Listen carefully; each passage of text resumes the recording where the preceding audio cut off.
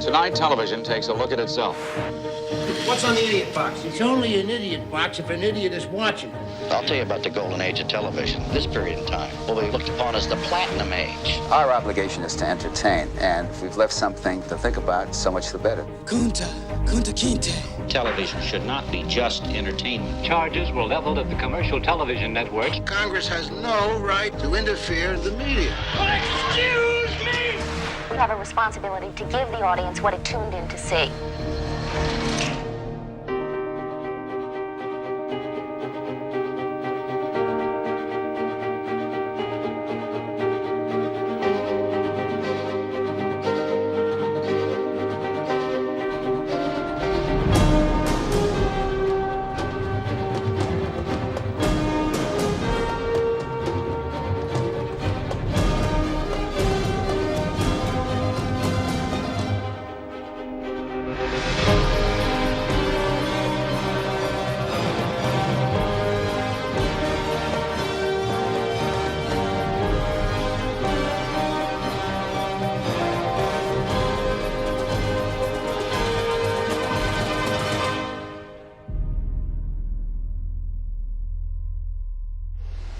The years of the 60s, which end in a few hours, have a bad reputation that is not entirely justified. Some things got worse, obviously, but TV and other news coverage is better, not worse. We simply developed more demanding standards.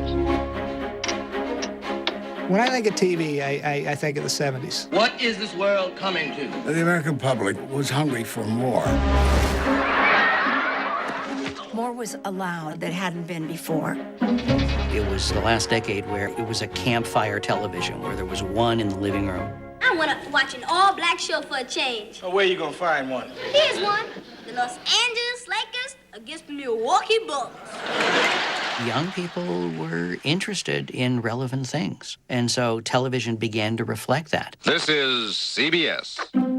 Really, it was very simple. You had 3 channels and plus PBS. When the decade turned over into the 70s, television was very rural. The Beverly Hillbillies. CBS had Beverly Hillbillies, Green Acres, Petticoat Junction, and these kind of rural fantasies of Mayberryism. The hillbilly shows were everywhere, and then they weren't. Fred Silverman, who was running programming at CBS, said, "We're going to get rid of the shows that are the most highly rated and replace them with shows that they thought would be more appealing to that younger audience." It changed the face of television. My name is Norman Lear. Until 1971, he was a very successful, if largely unheralded, producer-writer in Hollywood. But then he burst upon the public consciousness when he took on bigotry with his All in the Family. Norman Lear and Bud Yorkin created absolutely iconic shows.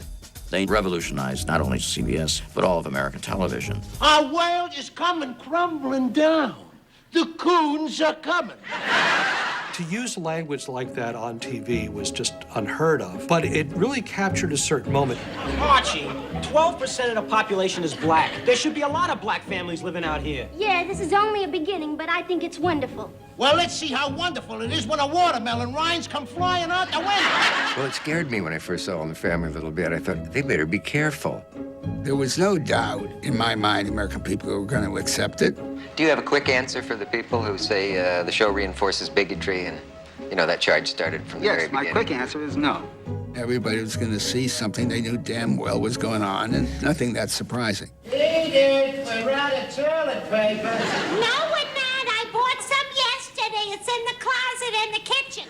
I ain't in the kitchen. Oh. Hearing a toilet flush for the first time was a big deal and made headlines.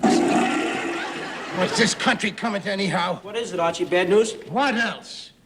We get out of Vietnam or something? Don't be a wise guy, huh? I wasn't going to play around with Mom dented the car, and how are we going to keep Dad from finding out about it? Not when I see everything that's going around in our country. Just because a guy is sensitive and he's an intellectual and he wears glasses, you make him out a queer. I never said a guy who wears glasses is a queer. A guy who wears glasses is a four eyes. A guy who is a fag is a queer. All in the Family did something really new for television. It put before the American public Archie's friend, who was very masculine and who happened to be gay. How long you known me? 10, 12 years? Yeah.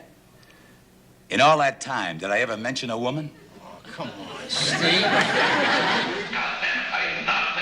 you glorify on public television homosexuality. The reason you don't glorify it, John, any more than you glorify whores. Nixon objecting to the show, that was a badge of honor.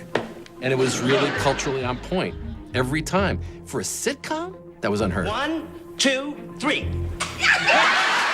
I wanted to do an episode where somebody could give Archie what he earned. Shut up, all of you! We created a character that, could really let him have it. Maud! I'm only here because of Edith. The fact that you happen to be here with her is beyond my control. Like any other freak of nature. Before that show was off the air, Fred Silverman was on the telephone with me saying, there's a show in that woman. Hello? No, this is not Mr. Findlay. It's Mrs. Findlay. Yeah, Mr. Findlay has a much higher voice. Now get your coat and come on. What makes you think you can order me around like that, Henry? You're my wife. That gives me the right. When he says wife, he means possession. So what, Maud? You told me 100 times you want to feel possessed. Walter Findlay, I never said that standing up, and you know it. Norman Lear and Bud Yorkin really turned the spin-off series into an art form. Norman Lear hates to hear it called the Lear Factory. All his series come out of this building, allowing Lear to move from show to show like a dervish. Good Times was like, holy smokes, there's black people on TV. There'd never been a complete black family on TV before with the father. What made it so unique and universal was that we have the same problems in our household, and we do not live in the projects in Chicago. Dynamite! You want to worry your head about nothing, go on and do it. But we got $32 in the shoebox, and I got another $6 right here in my pocket. You worked all night, and all they paid you was $6? There were a lot of folks who were not happy with the show. The Black Panthers were very upset. When Huey Newton came to see me, the big complaint was, why can't we see a black man that's doing better than that? The Jeffersons had started as neighbors of Archie Bunker. Don't call me hunk. Why are you so sensitive all of a sudden? How would you like it if I called you nigger? You call me nigger. That's no worse than honky. You're right. Nothing's worse than honky except being married to one. Norman Lear set the stage for other shows in the 70s that just brought gravitas to television. What are you staring at? I was just thinking, I ought to bring my neighbor's kids over here. This place is better than the zoo.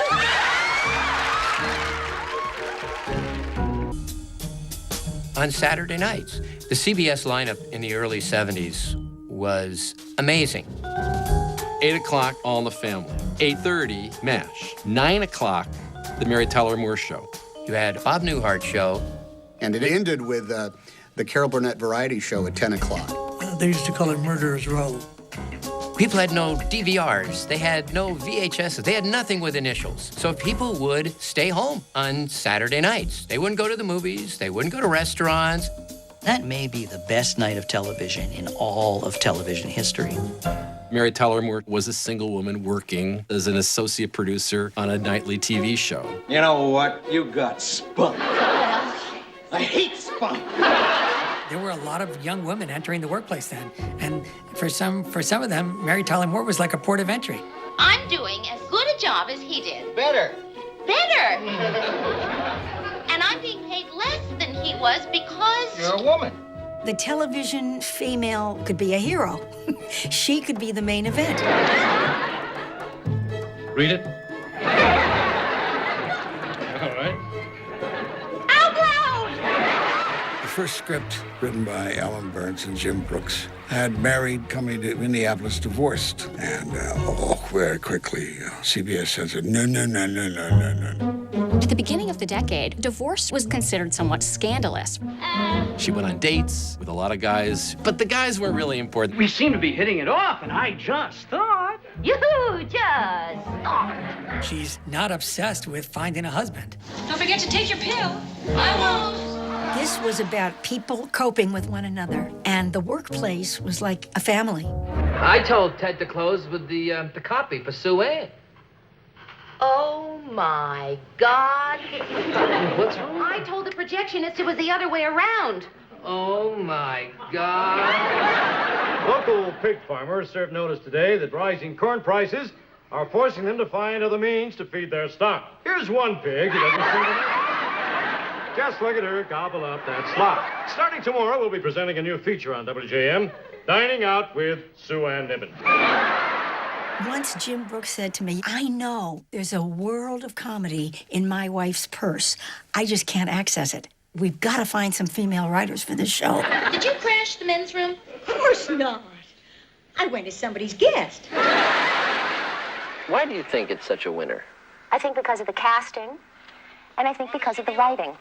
They don't sacrifice the character for the sake of a good joke. That effort to keep the female sensibility is what made it authentic and good. People would say, you're just like me and my girlfriends. How can you gorge yourself like that and stay so skinny? I'm going crazy with hunger. Well, eat something. I can't. I gotta lose 10 pounds by 8:30.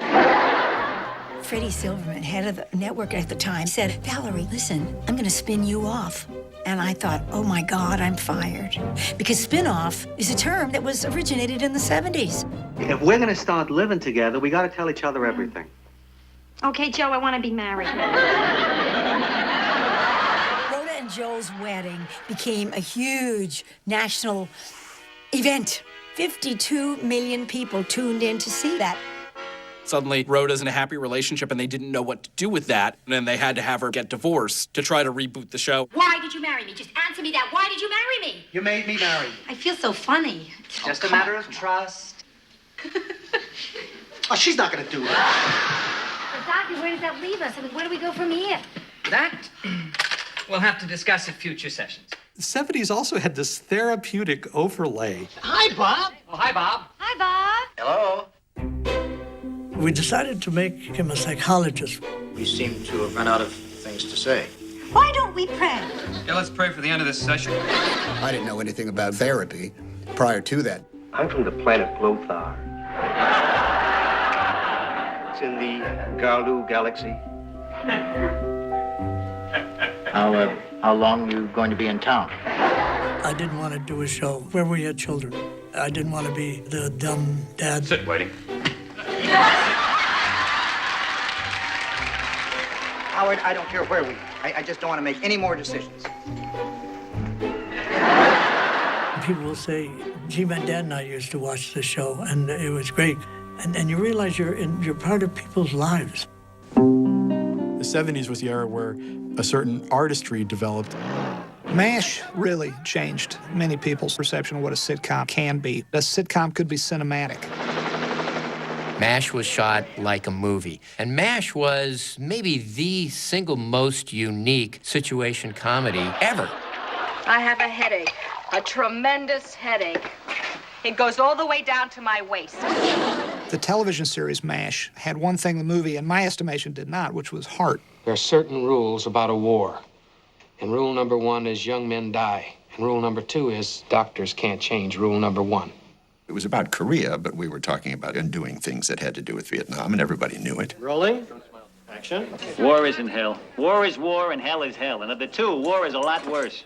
We had 30 million people a week watching MASH. Have you ever really considered the foot? Yeah, but I prefer girls. You better not bump into Henry and that general. I intend only to bump into Nurse Baker. Repeatedly, if possible. Program and practices. These were people who would go through the scripts and say, you can't use this word. We felt like we were in the midst of a battle. This is freedom of speech. At the Senate hearings on television violence today, strong charges were leveled at the commercial television networks. The broadcasting industry now stands charged with having molested the minds of our nation's children to serve the cause of corporate profit. The Family Hour was established by the 3 networks and the Federal Communications Commission in response to complaints of too much sex and violence on early evening television. The Family Hour, the 2 hours from 7 to 9 p.m., during which parents and children are supposed to be able to watch television without being made to feel uncomfortable. It's topless, Edith. So it just seemed altogether unfair. And we sued. Family Hour is under attack from some producers, unions, and others in the television industry. They have filed a lawsuit to have it abolished. As those scheduled to testify arrived, like Grant Tinker and Alan Burns of Mary Tyler Moore Enterprises, they passed through a picket line protesting the hearing. Congress has no right whatsoever to interfere in the content of the media. If you can censor a joke today, then tomorrow you can censor the expression of any thought if you can censor a joke. It just becomes easier the next day. A federal judge in Los Angeles ruled the so-called family hour on television from 7 to 9 p.m. was unconstitutional, a violation of the First Amendment guarantee of free speech. The First Amendment was upheld in a most important decision, and it's really, truly a victory for everybody. The rookies will not be seen tonight, so that we may bring you the following special program. Tonight, television takes a look at itself. We are looking at what you watch most of the time. Entertainment programming on the 3 commercial networks. What are you looking at? And is it good for you?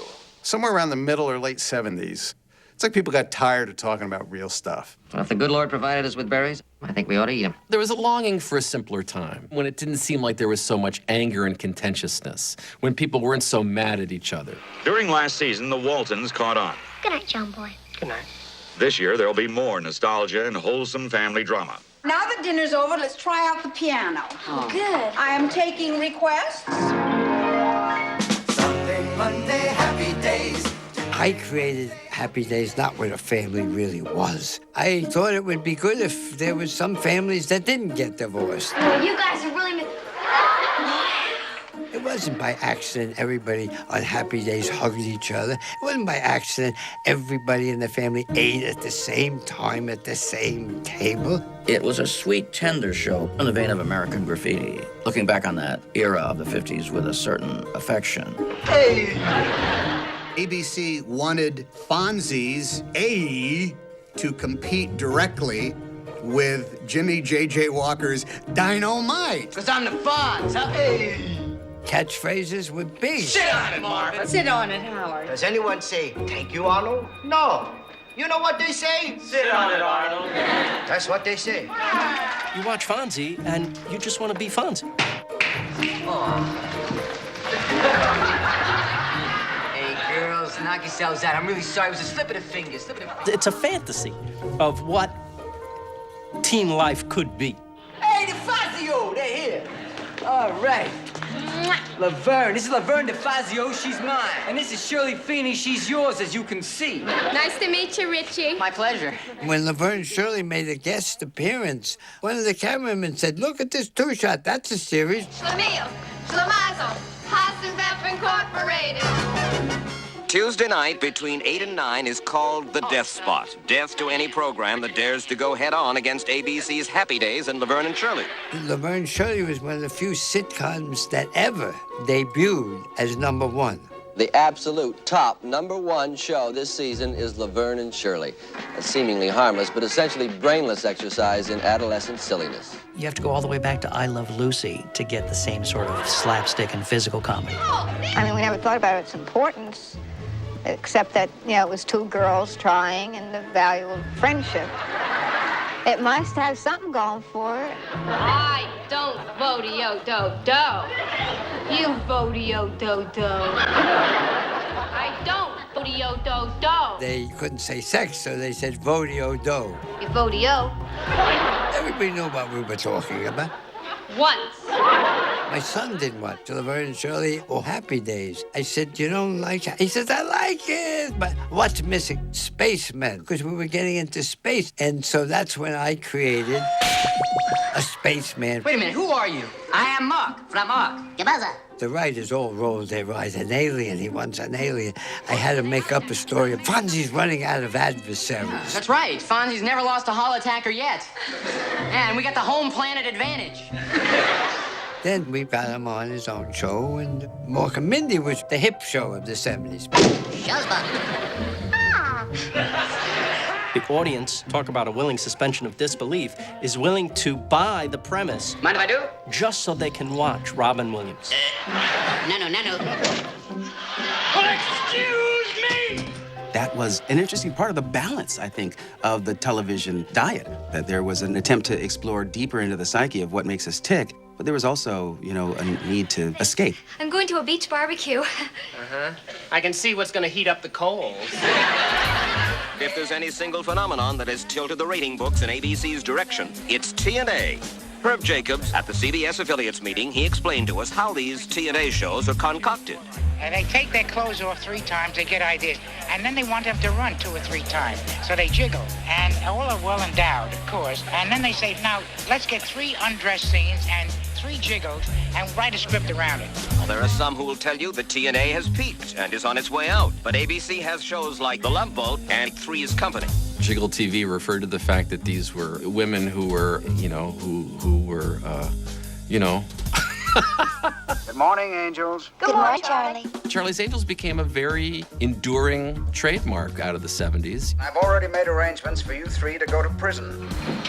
Open your towel. I'll be standing as erect as ever. Good luck, Angels. Oh, God. I did Battle of the Network Stars a couple of times, and I hated it. I think I made up some pretty good time on Billy Crystal. Networks would loan out their TV stars to compete in a series of quasi-Olympic type events. She's leaning so far over in the boat, she seems to be wobbling a great deal. Erin Gray with that lithe, supple body. She's got a great set of legs. What the heck? I think that we have a lot to apologize for with the worst of television. My only defense was, it was the 70s. Did I jiggle much?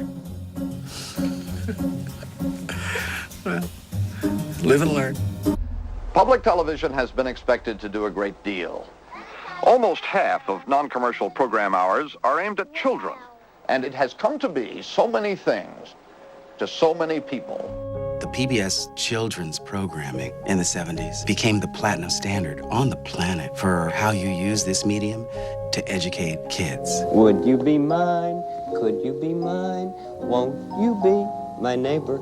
It was Fred Rogers who made it okay to speak to an audience of kids like they were human beings. There's some things that are very difficult to understand in a newspaper. Every now and then I think back to Mr. Rogers, and I think he would say, don't be scared. Life is good. Life is special. That's why everybody is so special, because everybody is different. Just go and do the thing that you love, and that always stuck with me. See you tomorrow.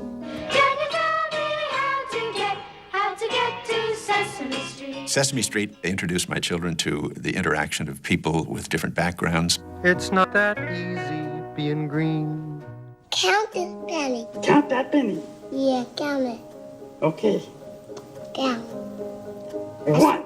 Sesame Street was aggressive in terms of learning not only concepts of reading, but concepts of interacting. I may be small. But I am. Somebody. Sesame Street was, as big as it got in terms of celebrity. Everybody wanted to hang with the Muppets. Aren't you Johnny Trash? Cash. Educational children's television really matured in the 70s. I'm leaving. I love you. I love you too. Thanks. And now for something completely different. When I was 13, this show from England came on, PBS, which before that was only the realm of my parents. What do you mean? I don't like spam! And suddenly, they're doing the most outlandish, racy, non sequitur type of humor and killing me, the 13-year-old. It's extraordinary what you can't do on American television. I think you can do it on PBS, and that's why I hope you'll watch it. Come me with that banana, then come on! Attack me with it! Come on! And so you have this generation of comedy nerds who don't even know that they're comedy nerds. This parrot is no more. It has ceased to be. Monty Python turned out to break so many rules. I mean, it changes everything. Just like with the Beatles, you can say, oh, they came after the Beatles. You look at Saturday Night Live. You look at SCTV. Oh, after Monty Python. Beginning on October the 11th, Saturday night will open up a whole new live venture from New York City. We just happen to have the producer of the program and members of his company. What should we look for on your program? Anxiety. Lorne Michaels, this Canadian comedy producer, was given free rein. Hi, I'm Lorne Michaels, the producer of Saturday Night. And he ultimately winds up hiring a bunch of improv comics. Rehearsal and warm-up. Let's do 20 face laughs. Come on. Slide out. Come on. Make it hurt. George Carlin was the first host and wanted to be a permanent host. Nice to see you. Welcome, and thanks for joining us live. There were a lot of names bandied about in terms of permanent hosts. That's one of those TV rules that you mustn't break until you do, and then you realize, why don't you have a different host every week? But it was the cast that finally won people's hearts. Come on, who is this? Andy Graham. You there? You cut your own steaks. We give you the sauce. I'm Barbara Wawa. Thank you very much. You're beautiful, thank you. You were drawn to the TV set because you knew something insane might happen. Live!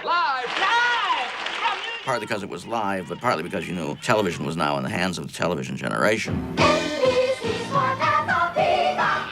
And these were kids, in quotes, who just might do anything. Yes, having sex with women, the president, within these very walls. That never happened when Dick Nixon was in the White House.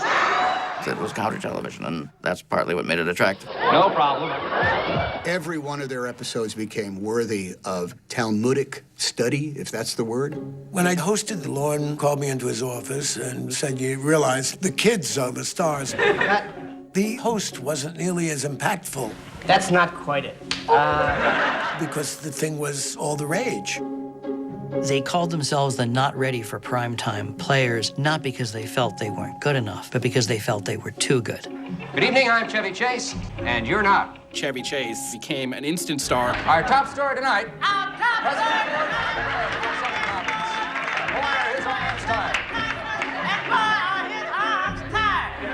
Chevy Chase was on the show for 1 year. Are you sorry you left Saturday Night Live? I'm deeply, deeply sorry. Chevy decided that he was too big for the show, and so he left. In some ways, Chevy leaving after the first year was a blessing because it showed that Saturday Night Live was going to do much more than survive. There are some things that just aren't explainable. Hello, I'm Bill Murray. You can call me Billy, but around here everybody just calls me the new guy. When Chevy Chase leaves, Bill Murray comes in. Come on, Tom. Okay, all of it now. Cuts! Make up. Can we get in here, please? Sorry, fellas. Dean. I mean, that just opened up other doors, and Saturday Night Live was just kind of taking off. Wild and crazy guy! Super Bassomatic 76. You'll never have to scale, cut, or gut again. There, Roseanne, there.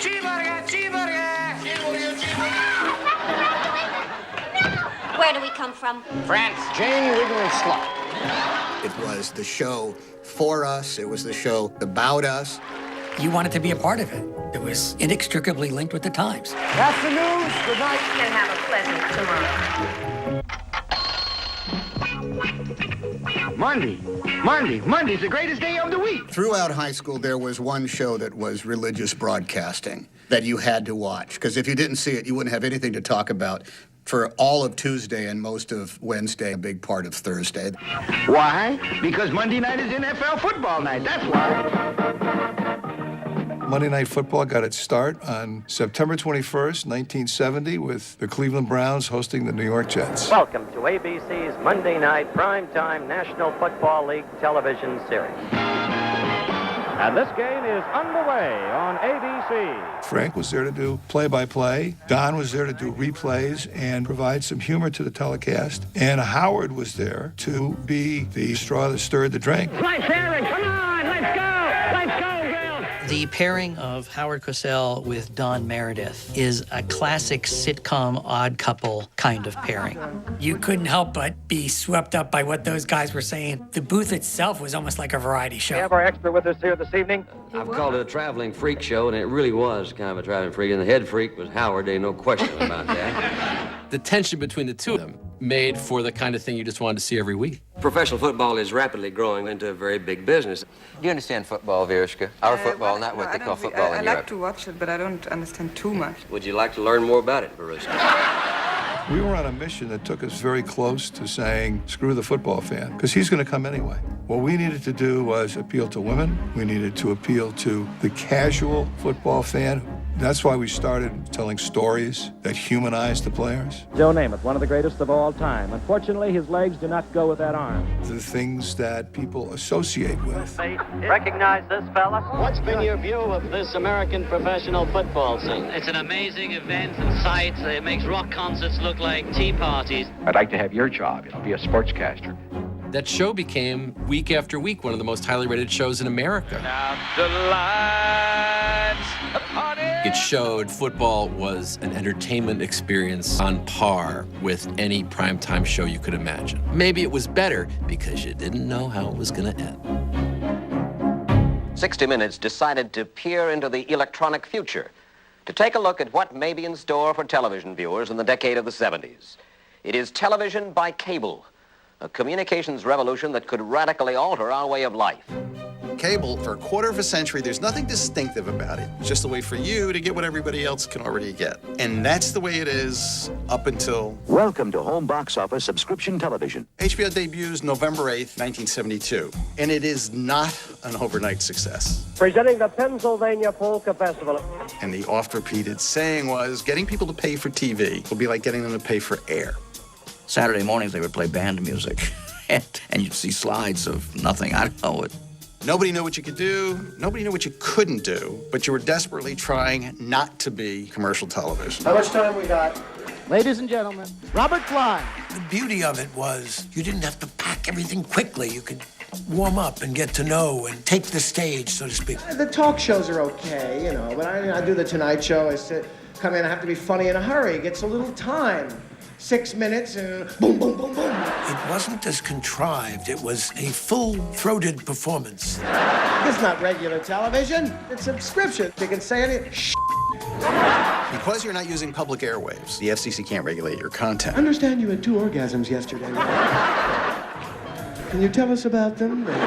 HBO gave cable something to sell. You were getting movies uncut in your home, all the naughty bits intact. And then September 1975, we debut Coast to Coast with the Thriller in Manila, one of the all-time classic heavyweight fights, Frazier Ali. And that's when HBO explodes. It's all over, and Muhammad Ali at the end of the 14th round is a TKO winner. Before that, you're counting growth in tens of thousands of subscribers. After that, you're counting in millions. That's really day one for both businesses, HBO and the cable industry. If you're a fan, what you'll see in the next minutes to follow may convince you you've gone to sports heaven. In the mid-70s, in the sports world, there were just these 3 giants, CBS, ABC, NBC. And then in Connecticut, somebody got a hold of a transponder. The picture you're watching right now has been taken by a camera sent through some sophisticated equipment to this Earth transmitting station. This guy, Bill Rasmussen, who had been fired from his job and just trying to figure out a way to deliver local cable sports. Then when they found out about the satellite, they said, so can we cover the whole state? And the guy looked at him and said, no, you don't understand. For another 25 cents or whatever, you can send this all over the country. And they went, oh, gee, well, why would anyone want to do that? They didn't quite know what they had. And he wound up revolutionizing television sports. Welcome, everyone, to the ESPN Sports Center. From this very desk, in the coming weeks and months, we'll be filling you in on the pulse of sporting activity, not only around the country, but around the world as well. They didn't have the money to go out and buy baseball games or NFL games. What they did do was they took all the leftovers out there. I'm Joe Boyle, and I'll be handling the play-by-play for tonight's game between the Badgers and the Blue Demons. That gave birth to arguably the greatest media success story of all time. At its best, cable television could provide a refreshing relief from the trend toward bigness, toward centralization. At its worst, cable TV could invade our privacy, tranquilize our children, remove us electronically from the flesh and blood world, and would have to pay for the privilege. The question is, indeed, will miracle be managed? The best thing PBS did for adults in the 70s was the miniseries, the idea of novels for television. Good evening, I'm Alistair Cook. We're at the 9th episode of I, Claudius. We ought to put up a sign. Discretion is advised. I was not allowed to watch it because it had nudity in it. I very much wanted to. Rather than try to come up with a show that will run for years and years, it was this idea that here is a limited story, we're going to tell it in X number of episodes, and let's just do this one self-contained thing. We all did things during the reign of my mad brother that we might not otherwise have done. It looks cheap. It was the script and the performances that mattered. In other words, it could be good for you, but it was fun at the same time. The miniseries is such a huge success for public television. ABC was the network that hit gold with Rich Man, Poor Man. Well, you can tell a story that isn't controlled by the clock. Characters can grow and change and differ. Hey, listen. I want to talk to you. About what? About making an honest man out of me. It's a subject I rarely discuss in the nude. What we saw in the 70s was that the big event television, if it was done right and if it was compelling, the audience kept on coming back and back. Here you have topics that start to get serious and important and groundbreaking for television. There's no life left here, and I don't want harm to come to you because of me. I won't listen to this. Though majority reaction to the Holocaust program has been positive, it has not been without debate. With Holocaust, the heat was you shouldn't even touch this subject. It's disrespectful. But finally, the thinking was, no, to not talk about it would be disrespectful, to not perpetuate the memory for another generation. And so if you're too young to know, here's a depiction. Not since the war have emotions been so high in Germany. The Holocaust telecast caused heated discussion. Its most tangible political effect was shown when the German legislature debated the search for Nazi war criminals. Holocaust made it easier for lawmakers to vote to continue the hunt for Nazis. Holocaust brought it home. It made it real, even though it was a Hollywood creation. Sunday night, Roots begins in 8 parts on ABC. If it sounds like I'm plugging it, I am. Basically, television will never be the same again. There was really no bigger television event than Roots. It was based on a 1976 book by Alex Haley about his family in Africa and coming to America as slaves and what happens to them as the centuries go on. I will go to my grave believing that Roots is America's story. It's not just Black America's story. We might have come over in the bottom of the ship, but we all came over in ships. Your name means stay put, but it don't mean stay a slave. As a 19-year-old kid, Roots was my first job. We're not children. We're very close to being men, Nyoboto. What's your name? Kunta Kinte. The character that I got to portray in Roots, Kunta Kinte, the adult, was a dream role. It was really genius to cast all of America's favorite television dads in the roles of the white slave owners and the villains. I'll be by, fetch you in the morning, Captain. Sleep well. It is difficult to explain in today's culture how unprecedented Roots was. No one had ever seen the story of slavery before, told from the point of view of the Africans. It may be the first time that television allowed an embracing of Black pride. Then we's freed. We's free, honey. One of the reasons that Roots was so incredibly popular is not because ABC had so much faith in it, but because ABC didn't. Earlier miniseries were broadcast in weekly installments, and the ABC executives determined that if Roots were to fail, they could just be done with it in 7 or 8 nights. It was high risk, high reward. If it didn't work, you were out a lot of TV time and not many people watching. The television premiere on 8 consecutive nights attracted the largest audience in the history of the medium. There's something about it that seems to touch all human beings. It transcends age and race. Entertainment was meeting humanity, and I think that's the primary value, is to lead humanity forward. If there's a legacy of television in the 70s, it's that you matter. While there's a lot going on in the world, television was a reminder of how much little things mean to us, the smallest of situations. No matter what the subject matter was, it wanted to include you. You're in the family. Don't make fun of the outsider. Include them. Its legacy is look how long it's lasted. Those shows, they were about people who were kind and nice. They were not mean-spirited shows. There was a certain elegance to that. I kind of miss it. Oh, it was so delicious. 5 different flavors. And Archie was sitting at another table with that fellow Jefferson Pratt. Remember him?